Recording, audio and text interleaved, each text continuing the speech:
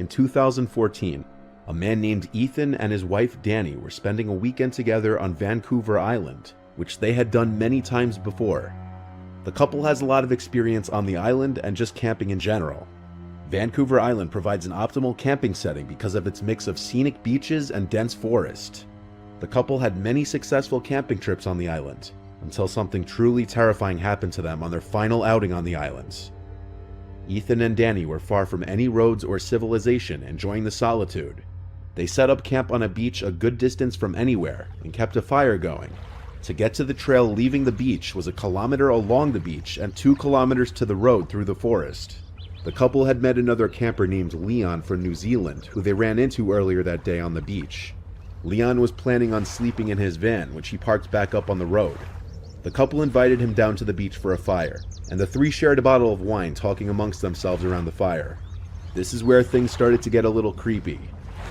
The sun was starting to go down by this point, and the trio kept hearing what sounded like female voices from behind them in the bushes dividing the beach from the forest. It wasn't too dark out yet though, so it was still possible that they were just other hikers or campers nearby, or even a group who anchored offshore and the sound was just bouncing in a weird way. All 3 of them could agree that they were hearing female voices though. On that note, it was getting late and a little dark, so Leon said goodbye and set out to hike back to his car before it was too dark.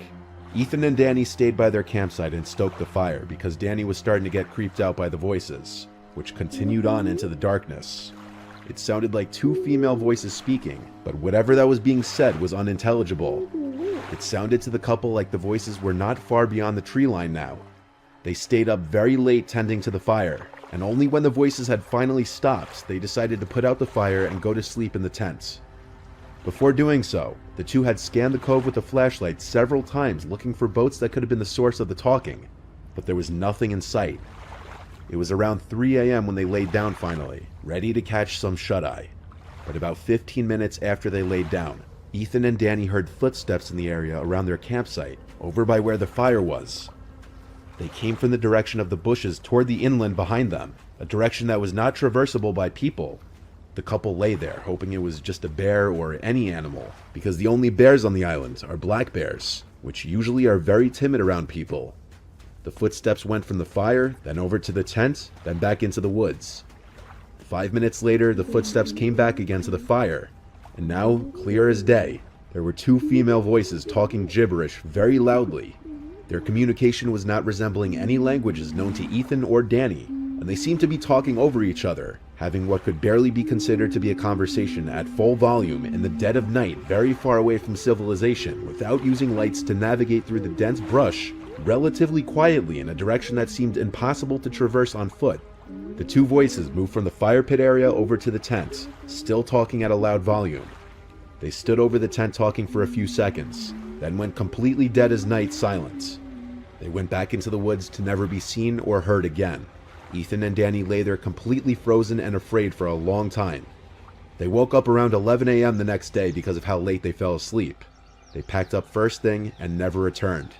The couple probably made the best decision to remain quiet in the tent, not drawing attention to themselves from whoever or whatever was outside the tent.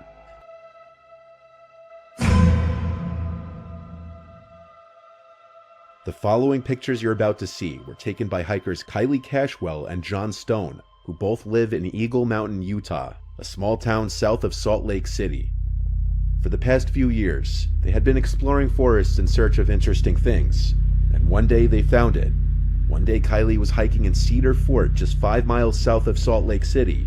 While hiking, she found large amounts of animal bones and piles of junk people had dumped. But things started to get strange when she started coming across strange symbols and animal parts scattered throughout the forest, some of them in weird formations. On September 15th, she decided to bring her friend Josh along with her to show him in person the unusual things she was finding. This time, the 2 came across something even more disturbing. On the trail there was a severed deer head and a pentagram surrounded by deer legs, which were not there the first time Kylie walked the trail. The sun was going down, and after getting their pictures, they agreed it was time to head back to the car. But the more they walked, they realized they didn't recognize the path they were on. So the 2 start looking around for anything that could refresh their memory of where they were. But as it got dark out, the 2 accepted that they were lost. With nothing but their phone flashlights to navigate, They started getting the feeling they were being watched.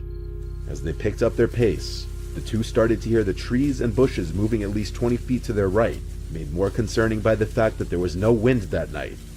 The two started to panic and hurried onto a trail they found, hoping it would take them back to Kylie's car.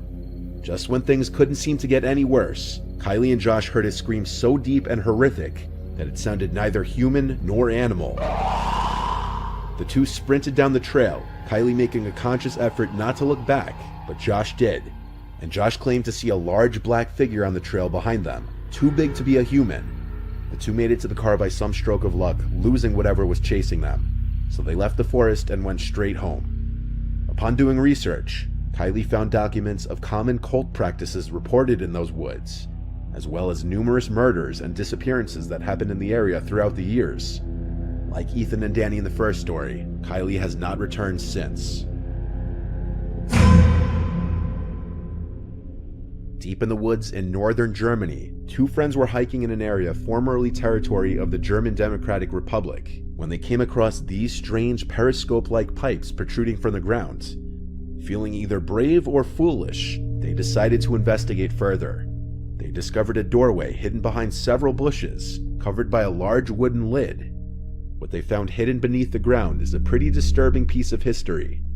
The doorway led to a huge abandoned army bunker. There were several tunnels leading off in different directions, which intersected a long central corridor. There were so many different directions to go that exploring the place felt like going through a maze to the two friends. They tried not to stray far away from each other in fear of getting lost. That's how big the place was. As they ventured deeper into the structure, they came across German writing on the wall, which translated to "help." Curiosity still got the better of them, and they continued deeper into the bunker. And as they did, the structure became more and more decayed. More writings were found on the walls, this time reading, "Hello Satan, I love you." Some of the rooms and corridors were flooded and smelled like sewage. They made their way into a very large room with a strange machine in the center. It's very possible the previous occupants had fled the bunker in a hurry, as there was a single shoe still stuck in the sludge on the floor. Why wouldn't someone have time to grab one shoe unless they were in a hurry? The structure was believed to be an old military bunker, possibly used for shelter by the Nazis during World War II. But why did the soldiers seemingly leave in such a hurry? And whether they were the ones who had written the warning messages on the walls is unknown. In this last story, for the person's safety, I'll refer to him as just Bill. Bill is an avid hiker who in 2016 was visiting his brother upstate New York near Downsville. Bill's brother owns a small house and a barn up there, and from time to time Bill and other family members would go up to visit. This was in the late fall, and so the foliage was already mostly orange, and more than half of the leaves had fallen off the trees. Bill was hiking a narrow trail which was not far from his brother's place. This trail is in the middle of a very rural area, and it connects from the occasional property to property. So when Bill stumbled across a duffel bag on the ground in the middle of the woods, it was a surprise. The duffel bag looked like it was relatively new. It didn't look dirty as if it had been sitting in the woods for an extended period of time. There was a foul odor emanating from the bag, however, like something rotting inside. Bill assumed the worst, but he knew he had to open the bag to see what's inside in case it actually could have been a person. He was building up the courage to open the zipper to the bag, but before he could, he heard footsteps approaching from off the trail and a voice saying, "That's mine, please don't touch it." A large man in a dirty jacket and jeans was quickly approaching from the woods and grabbed the duffel bag off the ground. The two exchanged looks for a moment. Bill told the man he assumed the bag was forgotten by someone, and the man told him he was storing his kill from his hunt in the bag. Even though Bill isn't a hunter, he knew it's standard to use a cooler for storing fresh kill, not a duffel bag of all things. This also wouldn't explain the foul smell so soon, as usually dead bodies only start to smell after a few days, not right after death. So he apologized and continued walking down the trail, with a little more speed in his step. It's likely the man noticed Bill's nervousness, because he heard the duffel bag get dropped on the floor as he was walking away, but as he looked back, he didn't see the man anymore. Bill nervously continued along the trail, taking out his phone to try to call his brother for an emergency pickup by the road, but he didn't have any reception in the woods. All he could do was press forward and avoid crossing paths with that man again. But as he continued on, he kept hearing leaves crunching from not far behind him, and anytime he'd look back, the coast seemed clear. But eventually, his fear that he was being followed became real. He saw that man following him in the distance in a stalkerish manner, hiding behind a tree. Without thinking, Bill started to run as fast as he could down the trail. He knew he was being followed without even looking back because he could hear the leaves being crushed for not too far behind him. Bill came to an abandoned-looking property with overgrown grass, and having grown too winded to continue running, he attempted entry to the old house through the back door, and was able to get inside. Bill hid under a cot in the first bedroom he found, and he heard the back door open again, followed by heavy footsteps moving in a hurry. They went from room to room, and Bill could hear the man's heavy breathing from also being out of breath.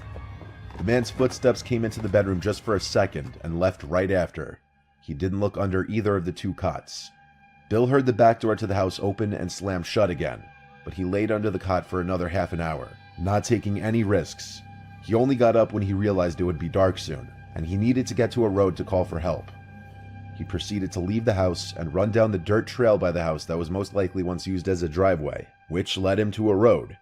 From here, he eventually hitched a ride with a passing car, who gave Bill a lift back to his brother's house, where Bill would call the local police department and report his encounter. Given the severity of the case, police would show up to the house to get a more detailed description of the man's face, the location it happened, and other information. Though it was never technically confirmed what was in that duffel bag, the rotting smell would already be clue enough. But the fact that the man so intently chased after Bill shows that he was hiding something that he didn't want any witnesses for, most likely dumping a dead body.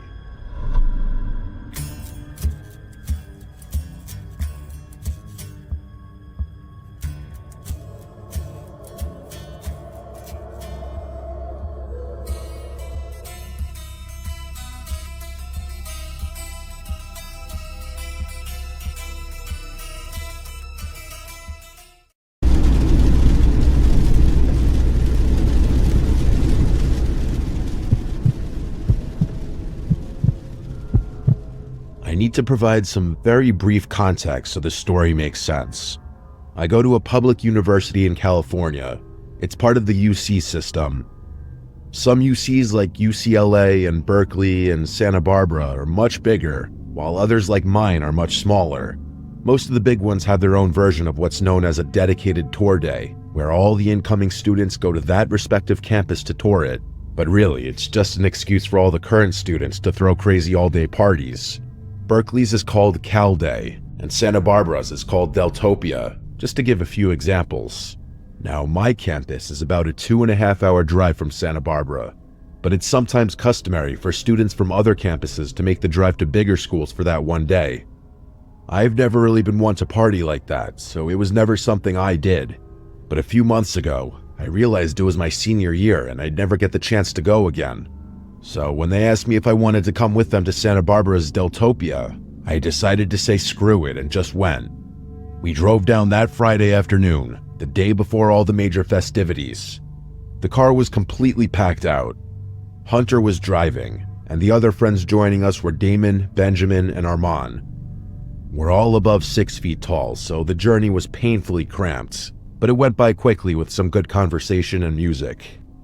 Once we got to Isla Vista, we spent the better part of an hour looking for parking with no luck. I'm not exaggerating about the parking situation. That's how popular Deltopia is. Just as we were about to give up, Hunter activated his charm and convinced a sorority girl to let us park in her designated spot. We all got a good chuckle out of that. So everything was going according to plan. Hunter's sister is a junior at UCSB, and she agreed to let us all crash on the floor of her apartment. That might sound a little ratchet to some, but during Deltopia, having a place to sleep is practically a golden ticket. Her and all of her roommates were super chill, so we decided to party with them that night, even though Deltopia technically didn't start until the next morning. There's one more thing I have to mention. Hunter is a really friendly guy, and because of that, a ton of people know him. He has this one friend named Amir who's a little problematic. I'm using the word friend pretty generously here. Amir is one of those guys who clings to social circles without ever really being a part of them. He's insecure, loud, oblivious, constantly seeking validation, and somehow makes every conversation about himself. And before you call me out for gossiping, Amir has done a lot of messed up stuff to my friends and I in the past, so I've earned the right. Amir had mentioned to Hunter a while back that he was also going to Deltopia. There was never any real conversation about where he'd be staying or who he was going with. He wasn't part of our plan, and none of us had brought him up on the drive down. About an hour after the crew settled into Hunter's sister's place, we decided to make an alcohol run for ourselves and her roommates. As the 5 of us were leaving the liquor store with our purchases, who do we see but Amir, just standing there on the curb with his hands in his pockets. No one said anything. We just kept walking towards the apartment, and he sort of fell in step with us like he'd been there the entire time. The first thing out of Amir's mouth once we were a few blocks away from the store was, "Why are you guys so surprised to see me?" Was this kid brain dead? Of course we were surprised to see him. There was never any plan to meet up with Amir, let alone hang out with him. And as far as any of us knew, Hunter hadn't even told him where we were staying. We all kind of ignored him and just kept walking, unsure of how this was going to play out. Things immediately escalated once we got back to the apartment. Amir asked if he could use the bathroom at our apartment, and then ran ahead of us when Hunter reluctantly agreed. When Hunter's sister answered the door, Amir walked right up to her and said, "I'm staying here," before stepping past her without waiting for a response. She obviously didn't know who Amir was, but just assumed he was part of our group. When Hunter realized Amir had lied to his sister, he was livid. I could go into extreme detail about what happened first, but here's all you need to know. Hunter told him straight up he had to leave, that he wasn't welcome there, and that lying to his sister was crossing a line. Amir didn't go quietly. He stood outside the door for another 20 minutes, trying to argue his way back in. Hunter's not the guy you want to mess around with, so Amir eventually took the hint and left. We got wasted after that, and admittedly, Amir was all any of us could talk about. We realized later that night that Hunter had been sharing his iPhone location with Amir, meaning Amir had stalked us to the apartment. But anyway, the next day was a blast. Deltopia certainly lived up to the hype. Most of the shenanigans were done by late afternoon, so we met up with 5 of our other friends, and the 10 of us found ourselves chilling back at Hunter's sister's apartment. We filled the rest of the guys in about the Amir situation, and they found it just as odd as we did. One of our other friends, Rylan, said he was pretty sure he had Amir's location. He immediately checked it, and his jaw actually dropped. He turned the phone towards us, and I swear to God, the little blue dot was showing up basically on top of us. As soon as we mentioned it though, the dot started moving away quickly, like Amir had been spying on us from a car and was now driving away. It was bizarre. Him showing up a second time was borderline psychotic, especially after Hunter had explained to him why he wasn't welcome there. We probably should have taken the whole thing more seriously than we did. That behavior was extreme, even for Amir. Instead, we all just laughed about his weird obsessiveness and continued partying. That night, after we had all crashed, I woke up randomly sometime well after midnight. I barely had time to process my surroundings when I heard glass shattering from somewhere deeper in the apartment. I shot up off the floor, looking around to see if anyone else was awake. No one was, probably because everyone had gone to sleep completely wasted. I realized pretty quickly that no one else had heard it, and if someone had broken in, I was the only one who could do anything about it. I didn't have a weapon or anything, so I just grabbed an empty wine bottle off the floor, took a deep breath, and started creeping toward the noise. My heart was pounding. When I entered the living room, I saw the sliding door that led to the balcony had been completely shattered. A huge rock sat in the middle of the floor, surrounded by glinting shards of glass. I didn't need convincing. I knew Amir was behind it. I went to go wake my friends up, when, out of the corner of my eye, I saw a closet door handle jiggle a little. I froze, more scared than I had been just moments before. I didn't think Amir had the guts to go beyond destroying property, and the thought that he had broken into the apartment terrified me. I was just about to yank the closet door open, when my better judgment forced me not to. Instead, I snuck back to the bedroom, woke Hunter up, and told him to back me up. The 2 of us walked towards the living room, but by the time we got there, The closet door was wide open. I looked around frantically, but I didn't see him. That's when Hunter reached into the closet and pulled out this massive kitchen knife. I stared in shock. Amir had literally been standing behind the door with a knife, probably intending to injure me. He could have literally ended my life had I opened that closet door. That was the most horrifying moment of my life. Hunter and I woke the rest of the house up, and we did a sweep to be 100% sure that Amir was nowhere in the apartment. We obviously got the police involved, but all that really came of that was just getting a police report. They told us property tends to get destroyed during Deltopia, and we were one of the many victims. Before you ask, Amir had stopped sharing his location with Rylan, so we couldn't even show the police that. We had to leave the next morning. Hunter was freaked out about leaving his sister and her roommates there, especially knowing that Amir had managed to sneak in there once already. Before we got in the car, he pulled out his phone and typed out this massive paragraph to Amir. I'm not going to air it out here, but you can guess what was said. The message never delivered though. Amir had already blocked him. We all pulled out our phones and realized we had all been blocked too. Over the next few weeks, none of us heard from him. It was like he had fallen off the map completely. I still can't wrap my head around all of this. As aggressive as Amir often pretends to be, he doesn't have a history of violence. In fact, I've always thought of him as a little passive. He knows where all of us live, so I'm still worried, even while writing this out, that he's going to do something drastic. I'll send an update should something happen.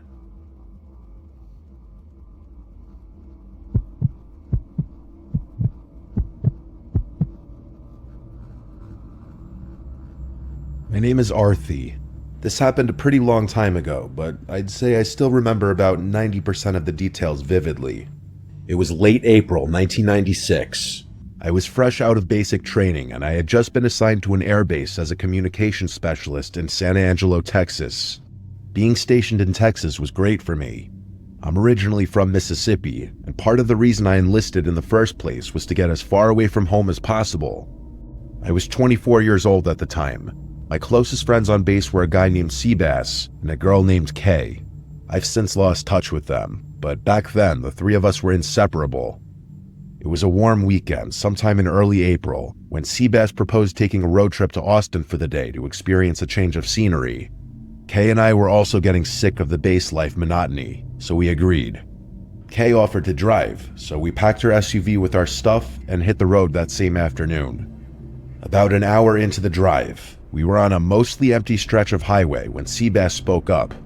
He asked us if we had seen the car behind us pull up from the shoulder right after we had passed. I looked back and saw a dark-colored Tahoe or something similar trailing us at a steady distance. I hadn't seen it pull off the shoulder, but being as we were on the highway, it wasn't exactly the weirdest thing. But then Kay changed lanes just to see, and the SUV followed. She did it again a minute later, and again, it mirrored her move. I was confused at first, but then a minute later the SUV put its lights on, and everything made sense. We were getting pulled over by an undercover cop. Kay pulled over, and I watched as the cop pulled over behind us. I'm a pretty observant person. Processing information quickly is something I was quite literally trained to do, so I instantly realized something was off. The guy who stepped out didn't look like any cop I'd ever seen. He was wearing all black tactical gear, but nothing on him that said police. The only thing even remotely official looking about his uniform was a patch on his arm that said something I couldn't read. He didn't behave like a normal officer either. Instead of approaching Kay's window, he stood behind the car like he was waiting for something. I watched him a little while longer and realized he wasn't just standing behind the car, but was actively analyzing it. He was looking through the rear window like he was trying to see the stuff we packed.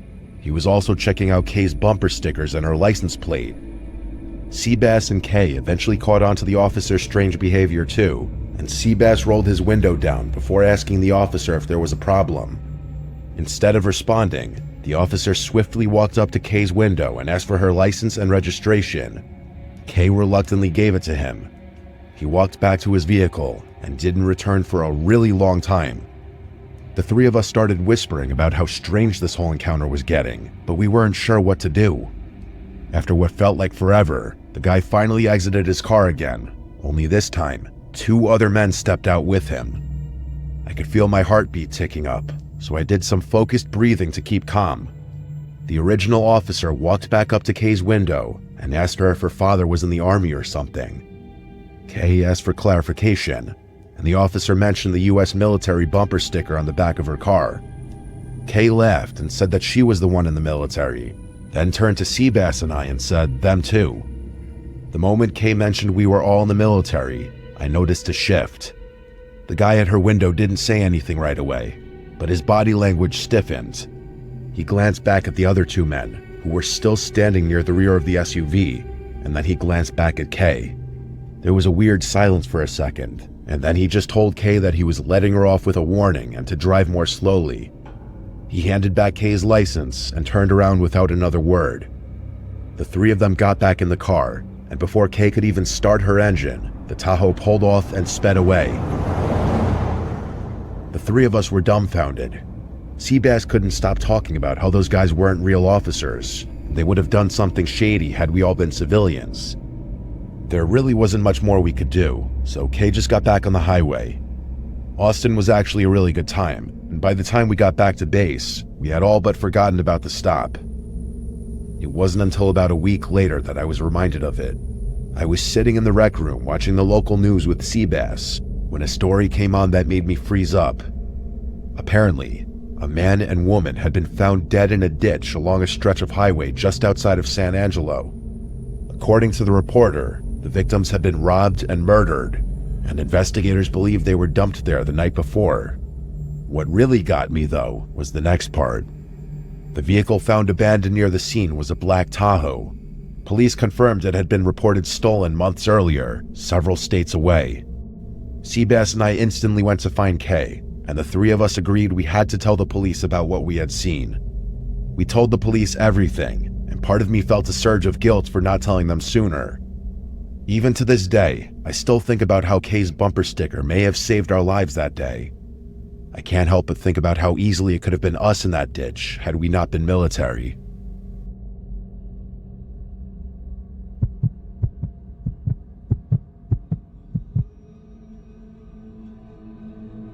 I've always been a really private person. That's part of the reason I've waited so long to put this story out there.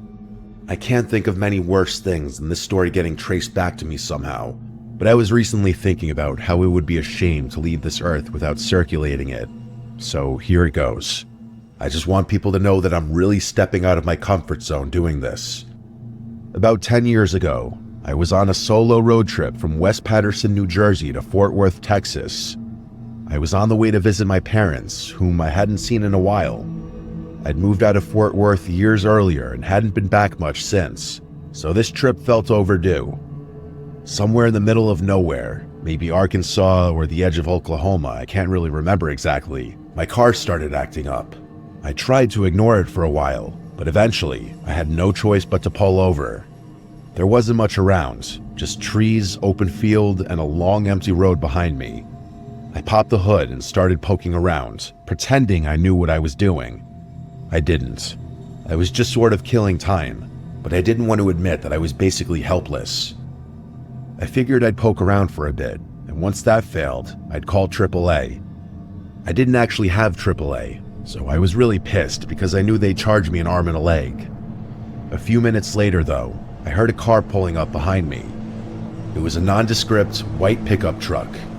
I remembered noting to myself that it didn't have a front plate, or at least not one I could see. The driver's door opened and a man stepped out. If I had to guess, I'd say he was in his mid-30s, maybe a little older, but worn down in a way that made him seem older than he probably was. He had curly hair and a long, uneven beard that looked like it hadn't been trimmed in years.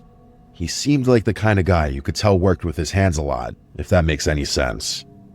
He honestly kind of looked like an older version of me. Same build, same height, same hair color, just a bit less well-groomed than I am.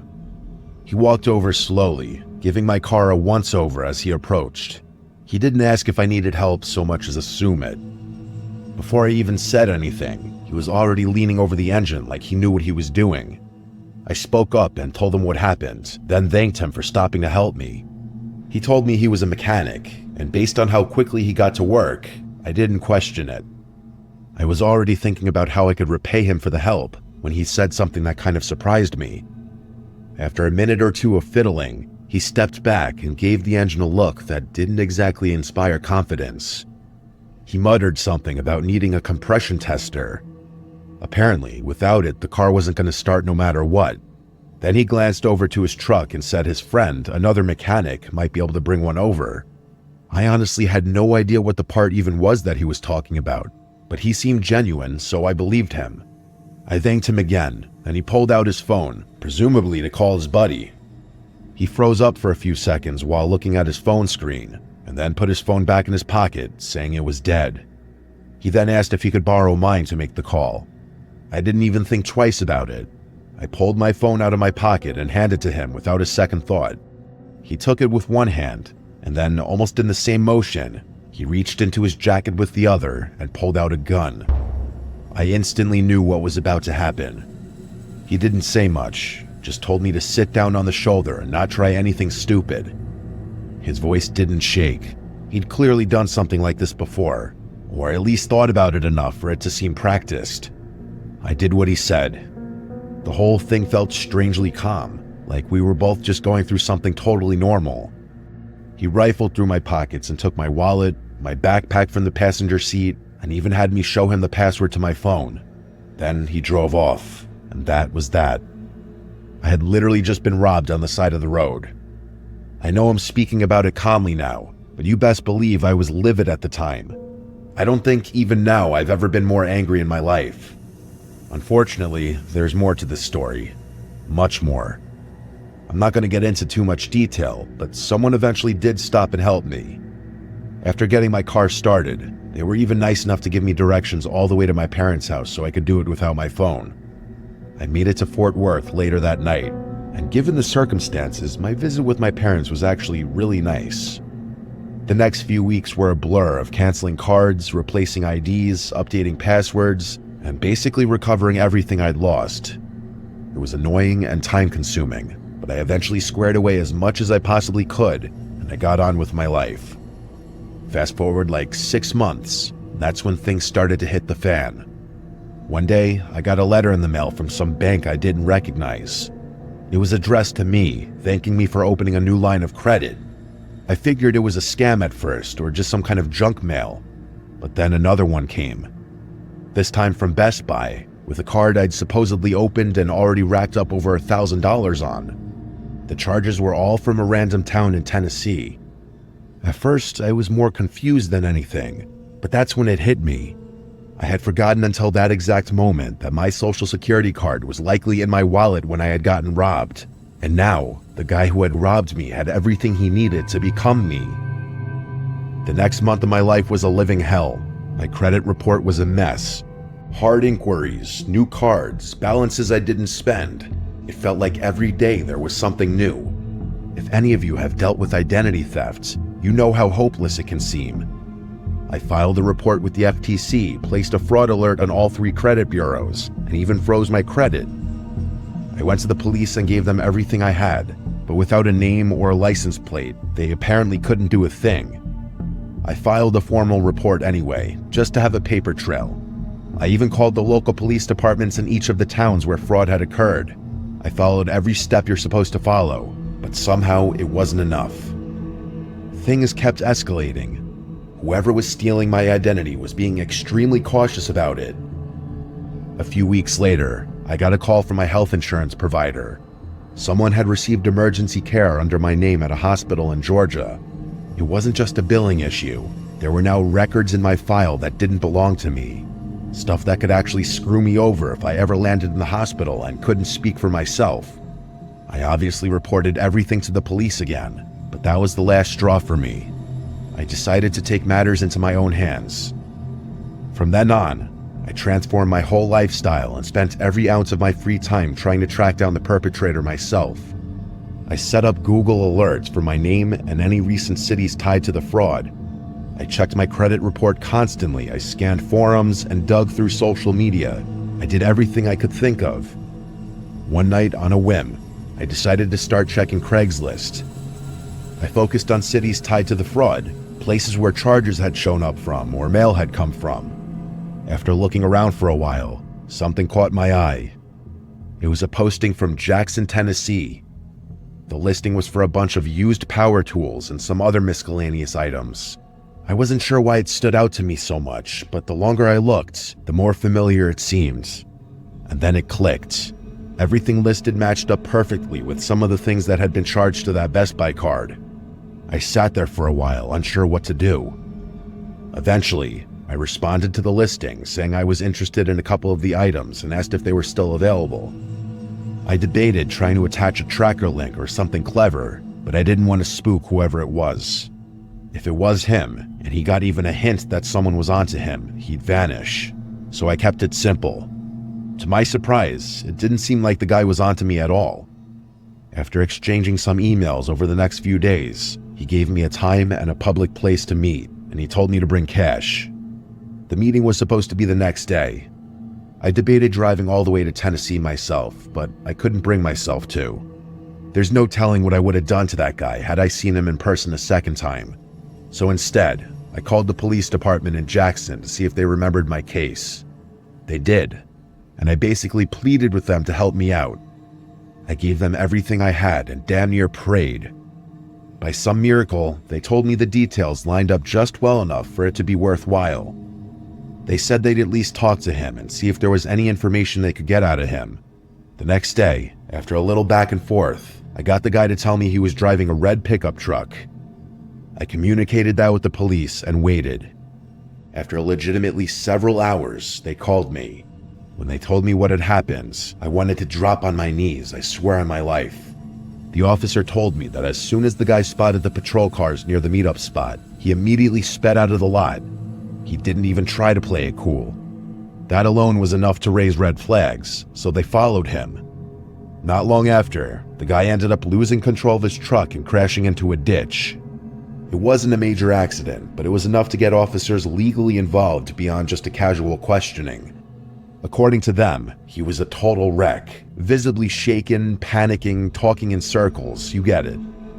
As soon as they even mentioned the Best Buy items, he folded. He admitted he didn't know where the stuff had come from, that it wasn't his, and that a friend had given it to him, and he had independently decided to resell it. It could not have been more perfect. The guy ratted out his friends, and with his cooperation, the police were able to acquire enough evidence to arrest the real perp. I've never felt more relief in my life. Like I said earlier, I'm not trying to have this traced back to me, so I'm gonna keep things vague from here on out. I will say this much though, the guy who robbed me wasn't acting alone. Turns out, there were 3 of them total. The craziest part is that I wasn't the only victim. From what I was told, they'd been targeting travelers and isolated drivers up and down a few different interstate corridors, mostly in the south. Eventually, all 3 of them were caught, charged, and put in jail. I'm not going to say much more than that, but what I will say is justice was served.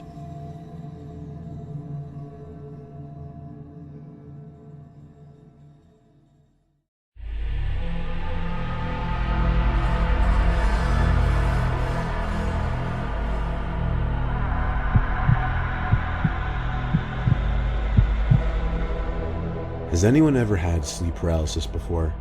I tell you, it's one of the strangest, most fascinating, yet horrifying things that you could experience. It's the feeling of being unable to move upon awakening. Your senses and awareness are intact, but you still feel as though you're in this half-asleep, half-awake state. I'd heard stories of this long before it happened to me. I've only experienced it once. I was in college. I was going through an incredibly tough time in my life, and I was insanely stressed during finals week. I wasn't getting much sleep. It must have been the night before my last final. I went to bed late because I stayed up all night studying for bio. I don't remember at what point I decided to finally call it. I just remember it all becoming a blur, then blackness. Next thing I remember, I was in my room, in my bed, but there was this weird haziness in my awareness. Like I was awake, but I felt weaker. And when I tried to move, I couldn't. I could only move my eyes to look around the dark room. At one point, when I guessed I was looking to one side of the room, I looked back to the center, and there was this woman standing dead center in the room, facing the bed. She was wearing this black dress and holding some long object. I wanted to call out, "Mom?" but my paralysis prevented it. I couldn't say anything. The woman came closer to me until she knelt down and touched my forehead, and I could feel it. She got eye to eye with me, and I could see my mother's face. I tried to say "Mom" again, desperately, but I was stuck in my own body. She stood back up and walked to the doorway before disappearing into the house. I lay there unable to move maybe another 10 to 20 seconds before my vision suddenly became more clear, and I was able to think more clearly as well. I was able to sit up. I jumped out of the bed screaming "Mom" over and over. I ran to the bedroom hallway yelling her name. A door opened down the hall and someone came to hug me, but it wasn't my mom. It was my dad, telling me he misses her too. My mom died 3 weeks before this happened.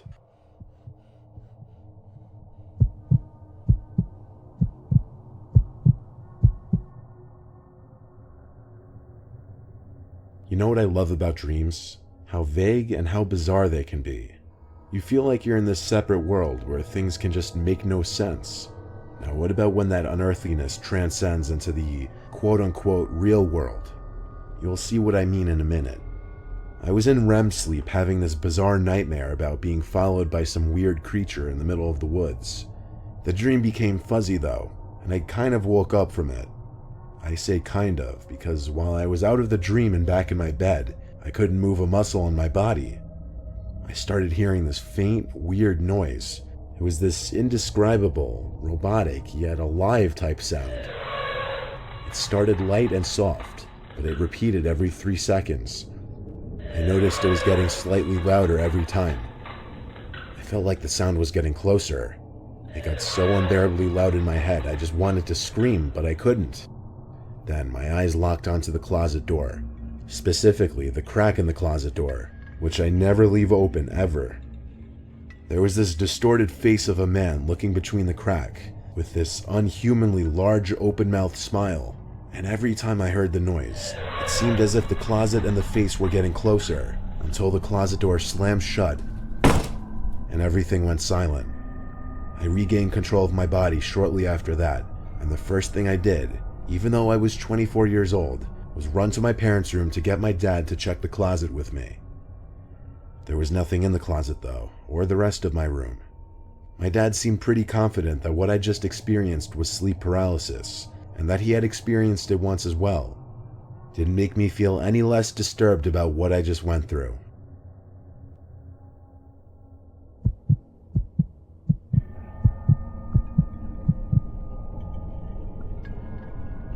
Many years ago, I had a sleep paralysis experience.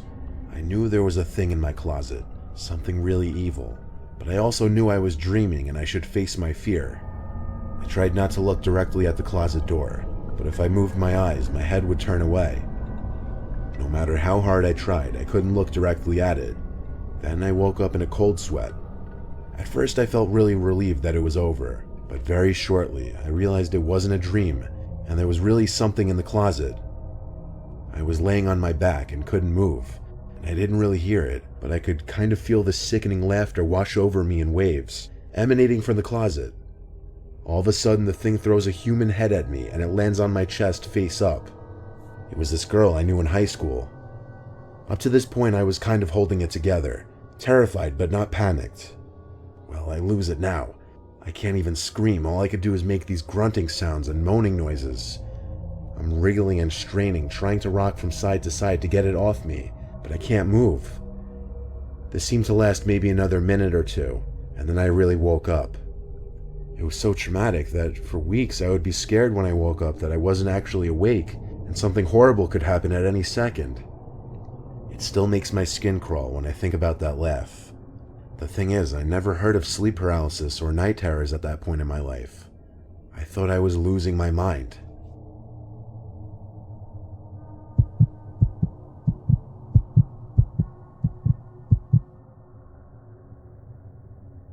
I've suffered sleep paralysis a total of 3 times in my life. The first 2 times, it just consisted of me waking up not being able to move my body. The third time was much different though. I had woken up very early morning, probably like between 5 and 6 a.m., when the sun was just starting to come up. There was light in the room, but barely any. I tried to move, but I had that unfortunately familiar feeling of paralysis, helplessness. My eyes fixated on the wall. There was nothing I could do. Then suddenly, I heard heavy footsteps coming up the stairs of my bedroom. It was my brother, followed by my sister, dad, and mom. They were all sobbing hysterically, and they all seemed to be at least a foot taller. It was unnerving. The four of them approached my bed, then stopped at the bedside, towering over me, all four of them crying. I couldn't move. I wanted to cry for help or just yell at them to stop because they were scaring me. Their heights, they looked like they were near to hitting the ceiling.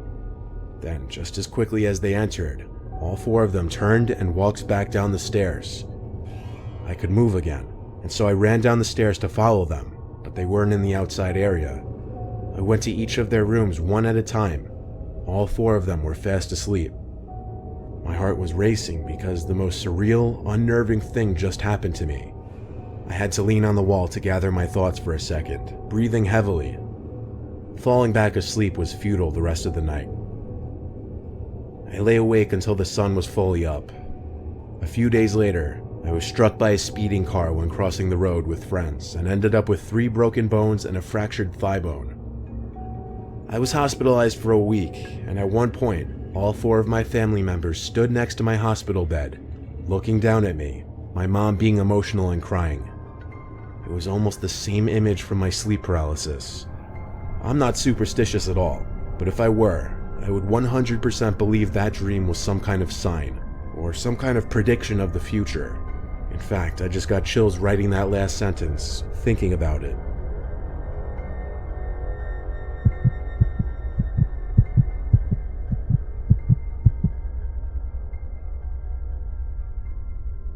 There was this one time I was out late drinking with friends.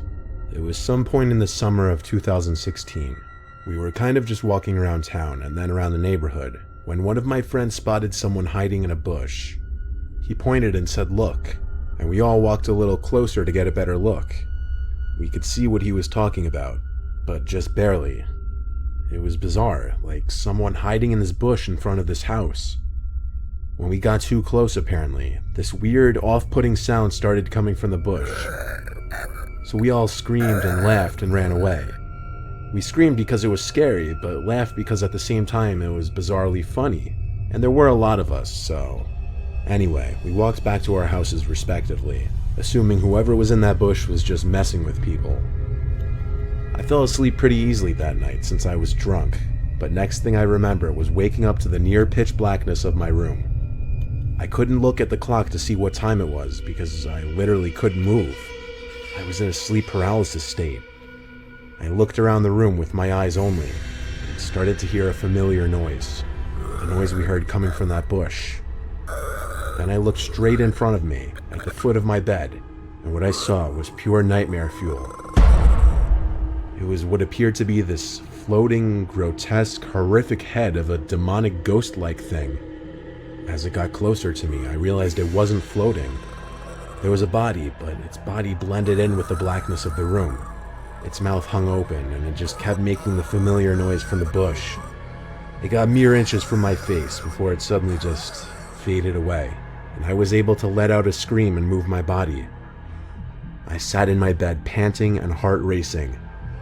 I flicked on the lamp and checked around my bed, but that demonic thing was gone. What I just experienced seemed so real, like I was awake for it. It wasn't a dream.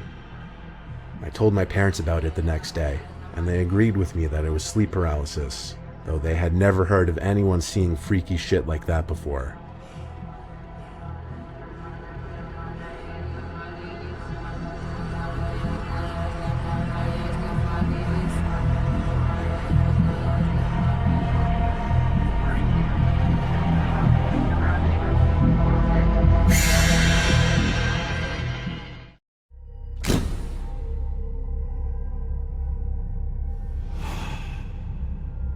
This first photo that you're about to see in a few moments was taken by a viewer named Jane. Jane had met a man named Jeremy off a dating app. She hadn't been on any dating apps since her at the time recent breakup, and she thought it was finally fun to get back into the dating scene. After swiping away on some dating app and conversing with a few people, she matched Jeremy, who seemed to be the kind of guy she would feel comfortable with and connect with. Jane describes herself as a good-looking but shy and reserved girl, and she described Jeremy as an above-average-looking guy with a buzz cut who was exactly her type. He had a full tattoo sleeve on his left arm and had mostly pictures of himself outdoors. Most notably, his first picture was of him leaning on his pickup truck with his dog in the bed of the truck and the woods in the background. The two struck up a conversation about his dog and then dogs in general, and eventually the conversation segued to local bars that the two would frequent. Jeremy picked up Jane, and the two ended up going to a bar called Lansdowne Street, and in her words, kind of hitting it off. Jeremy dropped off Jane at home, but beforehand he seemed a bit reluctant, wanting their little date to continue, even at one point implying that she should go back to his place with him. She politely rejected him, and that was the end of their first date. The two would text back and forth the next few days, and saw each other again the following Friday, where they went out to get fast food and ice cream. After chatting in Jeremy's car driving around for a bit, he ended up taking them to his house, where he started trying to get her to come into his house. She rejected this request over and over until it got creepy, and then he started getting a bit physical.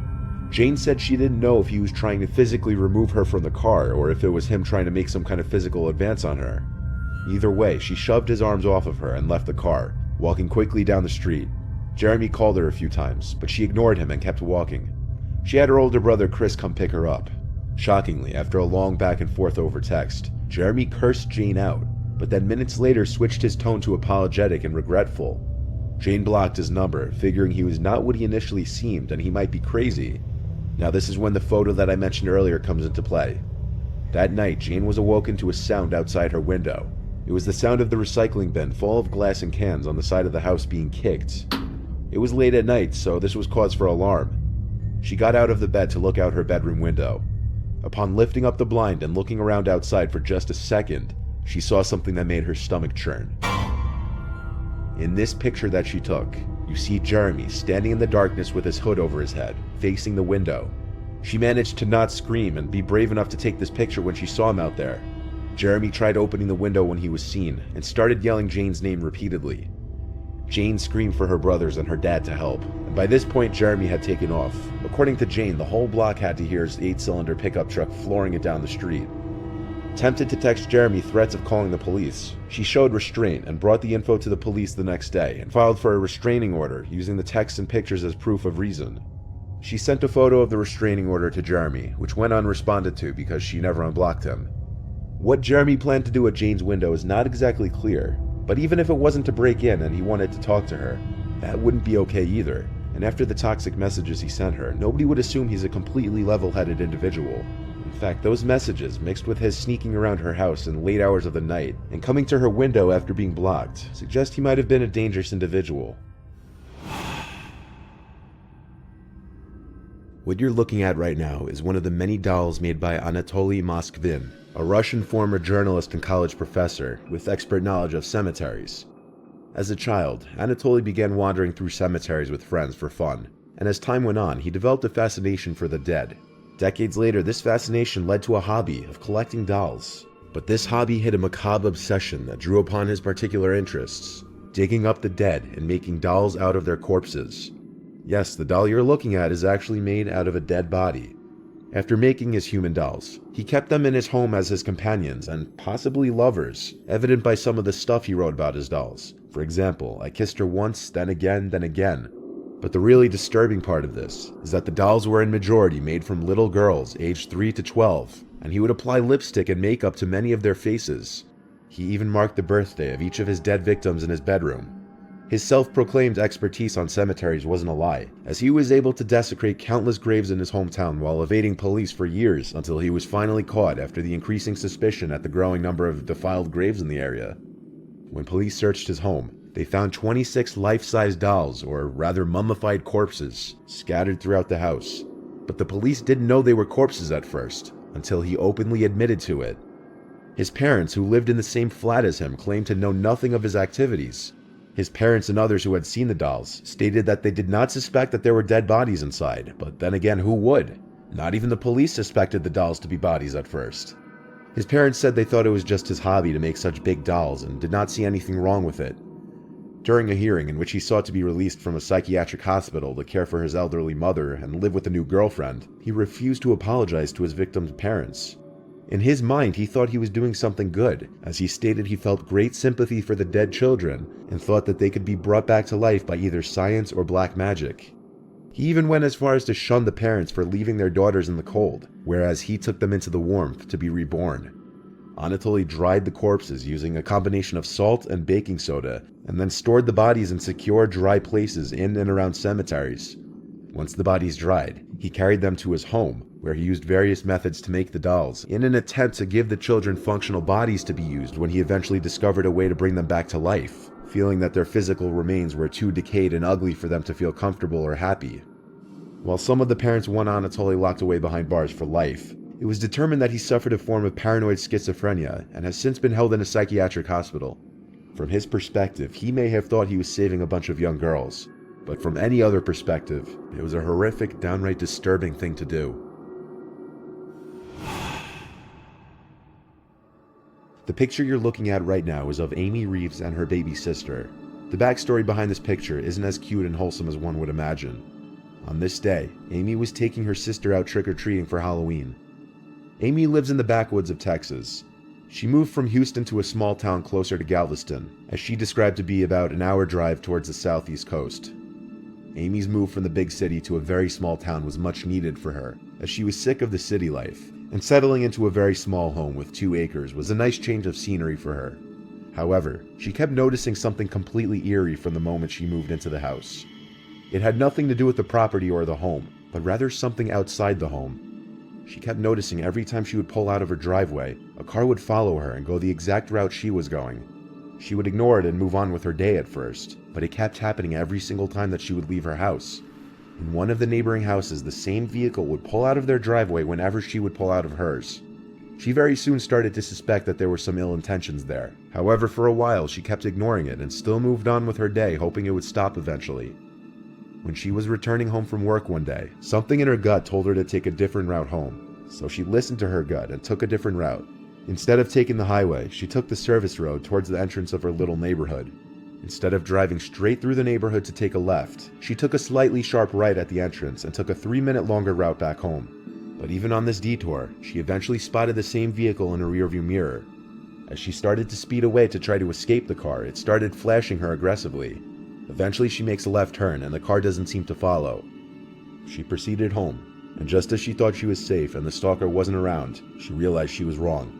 The stalker's car with the brights still on was approaching, the lights becoming brighter as it got closer. By now it was clear the stalker had been following her home, even down her new route. The man pulled into his driveway and just sat there while Amy went into the house. While inside, she looked through the window out at the car, and the man must have taken notice because he started revving his engine. By this point, it was clearly a full-fledged stalker harassment situation, so Amy called the police in hopes to have them go and talk to him for her. When police arrived, she explained the whole situation the best she could, noting multiple times that she just moved in and she doesn't know the man. The police went over to the man's house to talk with him. Meanwhile, Amy went to her restroom, but she was yet to be under the realization that she had left the back door unlocked when she went outside to smoke a cigarette not too long ago. While she was in the bathroom, she heard footsteps walking towards her bedroom. She got up to shut and lock the bathroom door instantly, exposing where she was to the intruder. And seconds later, there was a knock on the wall separating the bathroom and her bedroom. Even though it was fairly obvious her cover was already blown, she remained as quiet as she could. The thought that maybe it could have been one of the police officers came up in Amy's head, but after one look out the bathroom window, that idea was out the window. Outside, she could see a police officer struggling with what appeared to be damp wood from the half-rotted shed beside the stalker's house. Amy pulled up her pants, getting ready to run to the front door. And that's when she heard it again, an aggressive knock on the other side of the wall from her bedroom. The stalker was inside her bedroom, no doubt. With not many other options other than being a sitting duck, Amy opened the bathroom door and bolted for the front door and outside to try and find an officer. But there were none in sight, not even the one that was struggling with the rotted wood moments earlier, just their empty squad car. After running around looking for the officers, she returned closer to her house where there was a commotion heard from inside, and it sounded as though there was a struggle between an officer and somebody else. Amy re-entered her house to see one of the officers on her bedroom floor in a lot of pain. who looked to be struggling holding his neck, not bleeding, but bruising as if the man punched him in the throat repeatedly or strangled him. The officer never told Amy exactly what happened because his partner called an ambulance for him, but Amy was notified later that same day that the man who was stalking her was taken into custody for assaulting and fleeing from an officer. Amy never learned why the cop's partner was struggling with the wood outside, or how exactly the one officer knew to check the inside of her house. In all likelihood, by the time the police had arrived, the stalker had already let himself into her house. And when the police didn't get an answer at the stalker's house, one of them returned to Amy's house to find the door ajar, and the rest you could figure out. The picture you saw minutes earlier of Amy and her baby sister was sent to her phone only days after moving in, and it was taken by a passing car without her even knowing it. After this entire stalker incident, it became much clearer who took the picture, though Amy still doesn't know how exactly they could have gotten her phone number.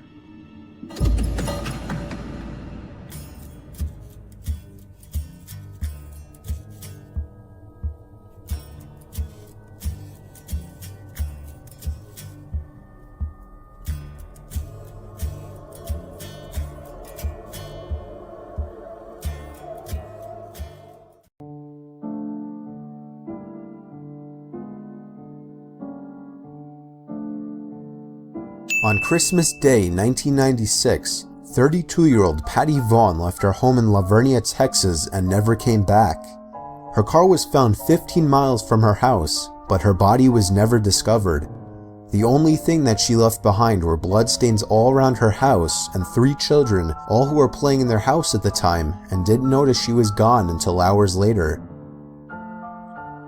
In 2001, the Merlin family was attending a small Christmas party in Denver. A Santa Claus was hired anonymously to come in and hand out presents to the children at the party. It was seen by many attending the party that the Santa Claus whispered something into one of the Merlin's sons' ears when he was sitting on his lap.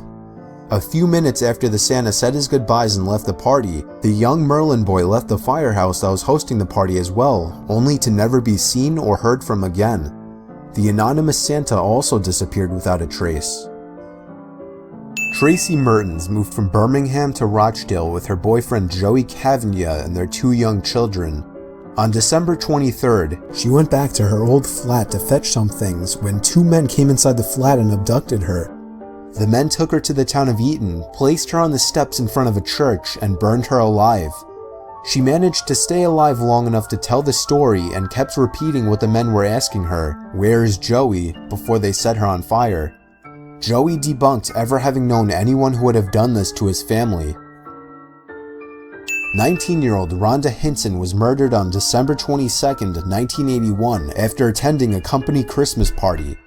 She died from someone firing a bullet that traveled through the trunk and driver's seat and then into her heart. What was never explained about Rhonda's murder was a mystery man who witnesses had spotted standing next to her car around the time of her death. Rhonda's parents also told the police she was acting strange just days before the murder occurred.